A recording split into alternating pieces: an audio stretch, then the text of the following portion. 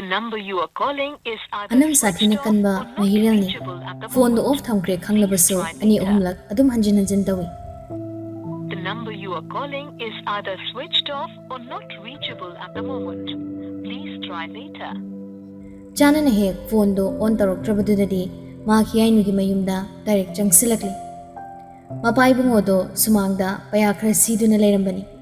Numit kharani gi matungda mahirel ubududa haraujaradun hari. Ibungo isa uda kuireda thabak chilurabui chabo. Mahirel do waloti asingbato adumak hari. Chinde pabo hiyainu na khanaba hobudagi lakpum khangdruduna laktabani. Chawbudu nokninglabani adubu nokpudo khangjili. Mari kanbani masi mathanda yawbugi haunaba amuk ne thajadana yam chakri tawbani. Treatment di kari hari pabo. Chemo session tawkhredana hapta ani humdi ngairani. Doctor na chede iraklabani. Atopa magi kari no check nung tawbugi di nahando haifed yawrubani. Masamse kitang kenge torpa mali. Adudi adum hagolakani da pabo. Yainu do magi kaduda leibada mahirelgi makol manba ma mapandagi tabaduda hagotuna yengba thulakpani. Haibaga tawbuga mahirel do leiramli. Maubaga mahirel na hagdori. Pabo magi karino ma leigadaba leibani. Idagama mamasa yawdrudi yaroidaba. Adudi kamai tabuno. Ibema nang muchatpa ngamdoribro. Ai chaningde baba. Yainu na khumlakpani mahirel na kuirui adu leidaba yadabani. Nangi test macha amasu tawgadabani.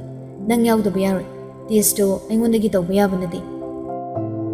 Yainu do yaningde adubu mapana hari. Ibema warasuwana ngahaktang hek yawragiro. Yainu do makhatana chagat yam ngangnarani khanbadagi tandana khumlaktri. Mahirel na phamlambadagi hagolaktuna adudi thusira. Yainu do wadi ngangdabida mang thaduna chakri. Mapada thuki ga hairami. Aniduna chatkibado mapana sorum tang hondoklaga yengli.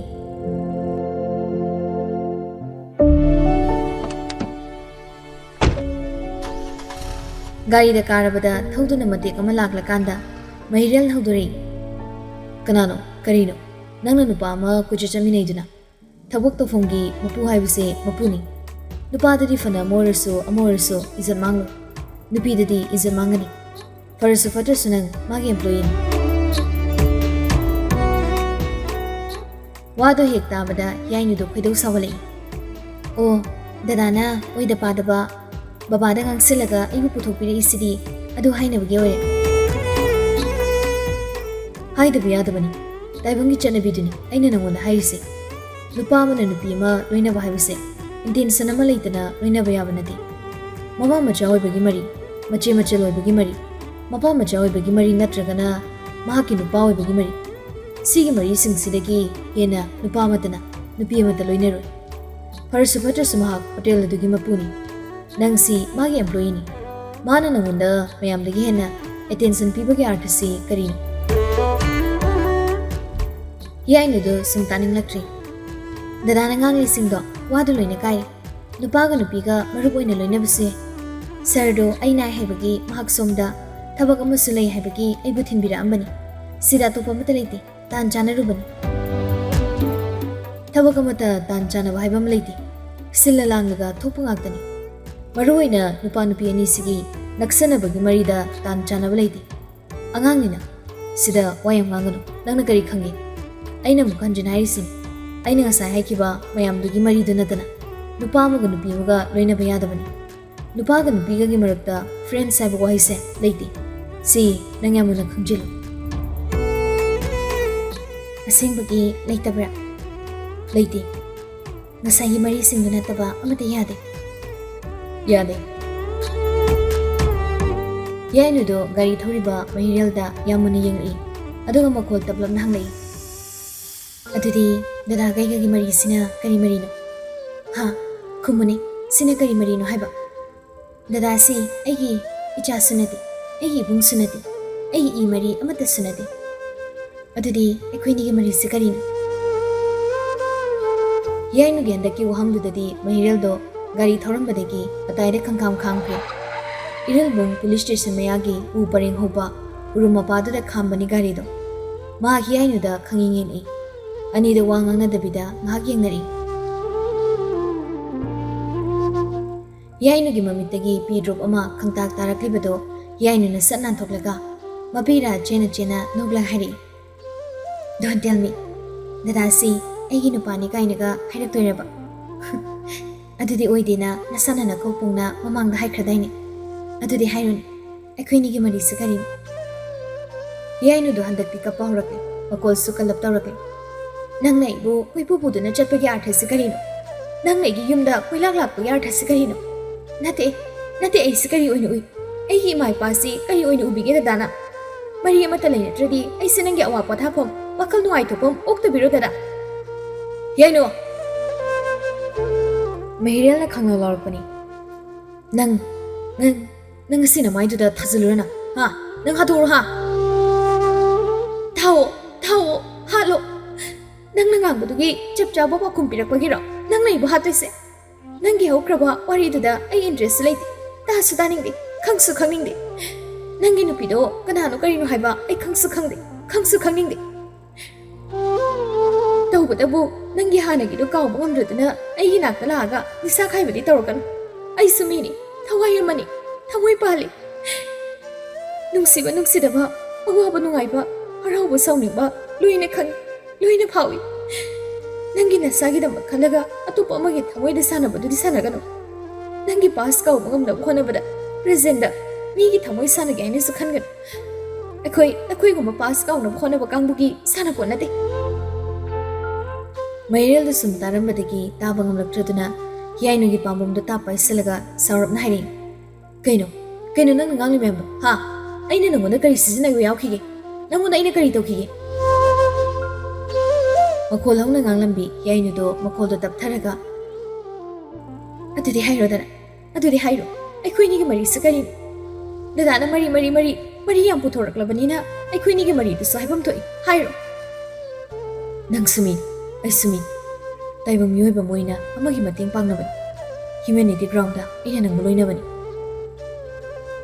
yainu gi thamoi da chak thinkhri Mahirel gi waisi yainu do sidi Mahirel da karim ka thaina na achimba lam tang chingna ganu le mamitadi ira pumchin jelabani handak su sonthangna na tapna hairi nangwanda aini humanity ulu haikebro nang bukan hanu ai hi mai pa imung manung leitab ai bu bikhani ba miro amata nate ai loina le sida nangna ingonda humanity uningai mathau tade Mahirel do mana phariba yainu gi pambum do thadorakle aduga maso yainu da karim da mino kaman noklaga hari nangi no babus do luina no hairubagi kothor ko wa mayam ni ha aduda dadana wabiyo haide aina loina ningba tina ningami aina pama mong da loina gani tina gani maduda dadagi na thauleide aduga mana luina ningdaba tina ningdaba mi dadi Makhatana, manakta leibagi apamasu ai leite.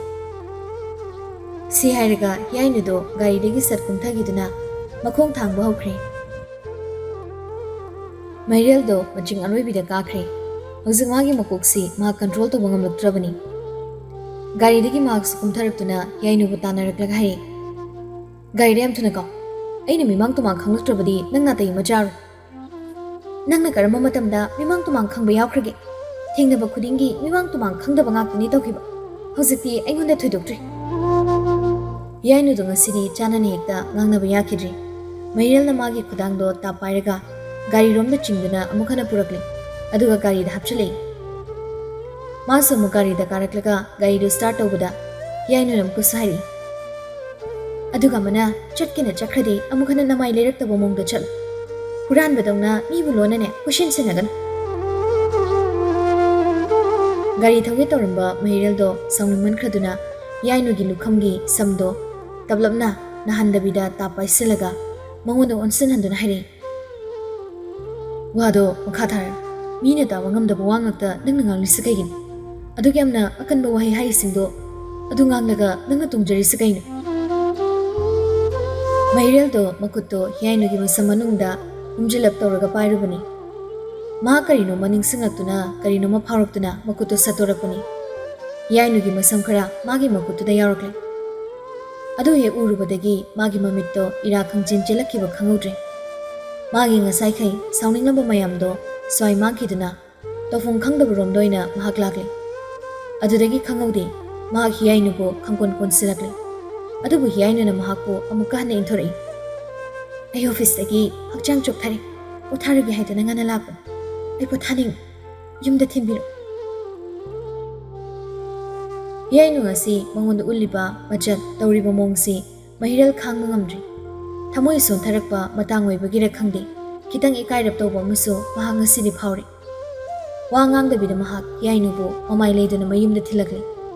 Anida wa machit amata ngangnadi. Gate yorabada hiyainusu kumtharakpaga hanna yenglamdana mayumda changkhre. Mahiral su hiyainun he kumkibaga gari mamai leiduna yam thuna dumak thawkhre. Adimak hannamda yengnade. Ani sigi punsida asukyamna mayek singriba jarak jahingnaribase karino gyanmena matadre. Nungsi haiduna hekta amanamada changsinaba sungamda. Nungsinade haiduna laknaba sungamda. Ani makki thamoi kangawnari. Mahiral do gari thorak-thorakna hiyainuna nganglakpa mayamdo makoktuda hanjan pareng loina ningsinglakle. Mathanta khangawdana gari gi speed to sum yangkhatkiduna ma golai mamai kaklakpada mawung chahaudraduna gari do khamba ngamogdabadagi sorki walduda Mahiral ge gari do yam sathina hekta thumjunduna yam sathiba accident ama thokle. Gari do sathina sokpagi changda front airbag to fawba kapthorakle. Adu fawbada Mahiral do phajana sokle. Mi ka hen hekta tinba jaga sunati. Gari khara lakpadudagi mi singduna tawraga Mahiral bu hospital da pukatkre. Anakpa Irilbung police station da su paw pikre. Mahiral hospital da pukhalakle. Doctor singna operate tawna haiduna chena bahawrakle. Makong dusu sathina sokle. Makok mamai room du daso mathakta paikhalagi yaisin kibagi sathina ekta sokle haibe. Pukhalakli bado private hospital ni. Hospital du da laina saraibani. Mana yumda hange haiduna tholakpa mapado chapchana Mahiral du pusilakpani. Kanano haiduna hafit yenglubada inai tarabuso Mahiral ni khangbadagi ma gyawsin kiduna mahenda su paw pikre. Asumna Mahiral do Dr. Singh changduna ningthina chiksana yengba hawkre. Mahiral ge mamito ushinbadi ushili adubo mamit miludagi mapide haujikso adum taaduna leikre. Hakchang soklabusu mahak manglan amada tawbukum mahakki manglanduda mahak mathanta khanjari. Usuk wana lengadaba punsisidi leitabanena phare. Ai chatkibana phare mafamsidagi. Wakal nama thamoi nama.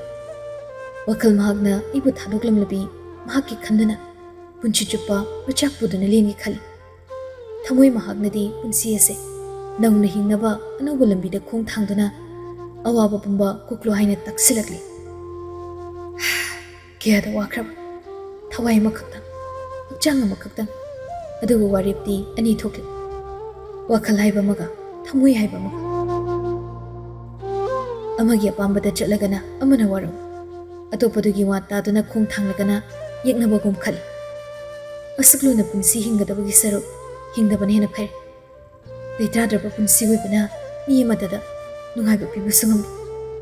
Imai bapo yauna aina matha kya ni sali. Isagi punsina mapum marang khangdana leirabani. Kanagi punsi amamuk aina mangal pigan. Nungda adumna khanduna leirabanina papanda miluda pirangdi leptri. Operator riba doctor do anini. Mahiral gi miludagi chentharakliba pirangdo teithokrabani. Hanjin adum chentharakpaduda ani du yengnarakpani. Patient sigi nungda karigumba madi chakle haibase doctor ani duna munna khangkhre. Animak thawai hakchang yauna Mahiral bu kannana bahaidana pumnamak thadarakle. Numituma hauzinkhre.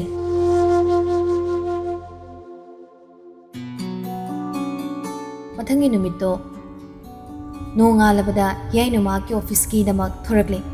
Masiso mapai bungona mahaku thilambani. Masidi pibaran la mahaku lakpa ngaiduna leramni. Yainu hek lakpaga pibaran la kausilakpani. Yainu su sanglakle. Pibaran la mahaku pamthalaba matungda haire. Yainu ꯑꯩꯅ ꯅꯪꯒꯤ assistant ꯑꯃ ꯊꯝꯂꯅꯤ ꯍꯥꯏꯕꯗꯣ ꯍꯌꯦꯡꯗꯒꯤ join ꯇꯧꯔꯛꯀꯅꯤ ꯂꯥꯟꯅ ꯈꯟꯒꯅꯨ ꯅꯪꯒꯤ ꯃꯇꯦꯡ ꯄꯥꯡꯅꯕꯅꯤ ꯍꯤꯌꯥꯏꯅꯨꯗꯣ ꯍꯥꯏꯐꯝ ꯈꯪꯗ꯭ꯔꯦ ꯃꯥꯅ ꯊꯕꯛ ꯅꯤꯡꯊꯤꯅ ꯇꯧꯕ ꯉꯝꯗꯕꯁꯤꯗ ꯇꯧꯔꯕꯅꯤ ꯈꯟꯖꯕꯗ ꯃꯍꯥꯛ ꯂꯩꯇꯥꯐꯝ ꯃꯊꯟꯇ ꯈꯪꯖꯗ꯭ꯔꯕꯅꯤ ꯃꯥꯒꯤ ꯁꯛꯐꯝ ꯎꯕꯗ ꯄꯤꯕꯥꯔꯦꯜꯅ ꯑꯃꯨꯛꯀꯁꯨ ꯍꯥꯏꯖꯔꯤꯁꯤꯅꯤ ꯁꯦꯔꯥꯟ ꯇꯨꯔꯥꯟꯕ ꯑꯃꯠꯇ ꯈꯟꯕꯤꯒꯅꯨꯀꯣ ꯑꯩꯅ ꯃꯤꯁꯄꯨ ꯑꯦꯝꯄ꯭ꯂꯣꯌꯤ ꯃꯌꯥꯝꯁꯤꯗꯒꯤ ꯌꯥꯝ ꯌꯨꯅꯤꯛ ꯑꯣꯏꯅ ꯃꯔꯨꯑꯣꯏꯅ ꯈꯟꯖꯕ ꯂꯧꯖꯕꯒꯤꯅꯤ ꯇꯧꯖꯔꯤꯕꯁꯤ ꯍꯥ ꯀꯔꯤꯕꯨ ꯁꯔ ꯄꯤꯕꯥꯔꯦꯜꯗꯣ ꯋꯥꯒ ꯀꯨꯏꯅ ꯐꯨꯝꯗꯨꯅ ꯂꯣꯠꯇꯨꯅ ꯊꯝꯕ ꯍꯩꯕ ꯃꯤꯗꯥꯗꯤ ꯅꯠꯇꯦ ꯌꯥꯝ ꯖꯦꯟꯇꯜ ꯑꯣꯏꯅ ꯗꯪ ꯍꯦꯛꯇ ꯍꯥꯏꯔꯛꯏ ꯑꯣꯀꯦ ꯑꯩ ꯗꯥꯏꯔꯦꯛ ꯄꯣꯏꯟꯇꯨꯗ ꯂꯥꯛꯆꯔꯒꯦ ꯂꯥꯟꯅꯗꯤ ꯈꯟꯕꯤꯒꯅꯨ ꯃꯤꯁꯅ ꯌꯥꯅꯤꯡꯗ꯭ꯔꯕꯁꯨ ꯑꯩ ꯃꯤꯁꯇ ꯐꯣꯔꯁ ꯑꯝꯇ ꯇꯧꯖꯔꯣꯏ ꯖꯣꯕꯁꯤꯗꯁꯨ ꯑꯁꯣꯏꯕꯁꯨ ꯇꯧꯍꯜꯂꯣꯏ ꯃꯤꯁꯁꯨ ꯖꯣꯕꯁꯤꯗꯗꯤ ꯑꯦꯐꯦꯛ ꯇꯧꯍꯟꯕꯤꯔꯛꯀꯅꯨ ꯑꯩꯅ ꯃꯤꯁꯄꯨ ꯌꯥꯝ ꯁꯥꯊꯤꯅ ꯏꯝꯄꯣꯔꯇꯦꯟ ꯑꯣꯏꯅ ꯈꯟꯖꯔꯨꯔꯦ ꯏꯚꯟ ꯑꯩꯒꯤ ꯂꯥꯏꯐ ꯄꯥꯔꯠꯅꯔ ꯐꯥꯎꯕ ꯑꯣꯏꯅꯤꯡꯕꯒꯤ ꯑꯄꯥꯝꯕ ꯂꯩꯖꯔꯕꯅꯤ ꯍꯤꯌꯥꯏꯅꯨꯗ ꯐꯝꯂꯝꯕꯗꯒꯤ ꯍꯧꯒꯠꯀꯦ ꯇꯧꯔꯛꯏ ꯄꯤꯕꯥꯔꯦꯜꯅ ꯈꯝꯅꯩ ꯉꯥꯏꯈꯣ ꯃꯤꯁ ꯑꯩꯒꯤ ꯑꯅꯤꯡꯕ ꯑꯄꯥꯝꯕꯗꯣ ꯃꯤꯁꯇ ꯐꯣꯡꯗꯣꯛꯆꯕꯒꯤ ꯋꯥ ꯈꯛꯇꯅꯤ ꯃꯤꯁꯅ ꯌꯥꯅꯤꯡꯗ꯭ꯔꯁꯨ ꯑꯩ ꯃꯤꯁꯇ ꯋꯥ ꯃꯈꯥ ꯇꯥꯖꯔꯣꯏ ꯑꯩꯗꯤ ꯋꯥ ꯂꯣꯠꯄꯁꯦ ꯍꯩꯇꯕꯅꯤ ꯑꯗꯨꯅ ꯏꯁꯥꯗ ꯐꯥꯎꯕꯗꯣ ꯍꯦꯛꯇ ꯁꯠ ꯍꯥꯏꯗꯣꯛꯆꯔꯛꯄꯒꯤ ꯋꯥꯅꯤ ꯃꯤꯁꯅ ꯌꯥꯅꯤꯡꯗ꯭ꯔꯁꯨ ꯑꯀꯥꯏꯕ ꯑꯝꯇ ꯂꯩꯇꯦ ꯑꯩꯅ ꯅꯨꯡꯁꯤ ꯄꯥꯝꯃꯤ ꯍꯥꯏꯗꯨꯅ ꯃꯤꯁꯅ ꯑꯩꯕꯨ ꯅꯨꯡꯁꯤ ꯄꯥꯝꯃꯤ ꯍꯥꯏꯅꯤꯡꯉꯥꯏ ꯂꯩꯇꯦ ꯃꯥꯒꯤ ꯑꯄꯥꯝꯕꯅꯤ ꯃꯁꯤꯗꯤ ꯍꯤꯌꯥꯏꯅꯨꯗꯣ ꯈꯤꯇꯪ ꯁꯥꯎꯅꯤꯡꯒꯦ ꯇꯧꯔꯝꯕꯗꯒꯤ ꯌꯥꯝ ꯃꯨꯟꯅ ꯈꯟꯊꯔꯕ ꯃꯇꯨꯡꯗ ꯍꯥꯏꯔꯛꯏ ꯁꯔ ꯍꯧꯖꯤꯛ ꯑꯩꯉꯣꯟꯗ ꯑꯗꯨꯒꯨꯝꯕ ꯋꯥꯈꯜ ꯑꯃꯠꯇ ꯂꯩꯖꯗꯦ ꯑꯩꯒꯤ ꯑꯅꯥꯕꯁꯤꯕꯨ ꯐꯗꯨꯅ ꯅꯥꯗ ꯌꯦꯛꯇꯕ ꯄꯨꯟꯁꯤ ꯑꯃꯈꯛꯇꯪ ꯍꯤꯡꯖꯒꯦ ꯍꯥꯏꯗꯨꯅ ꯅꯤꯖꯔꯤꯕ ꯃꯔꯤ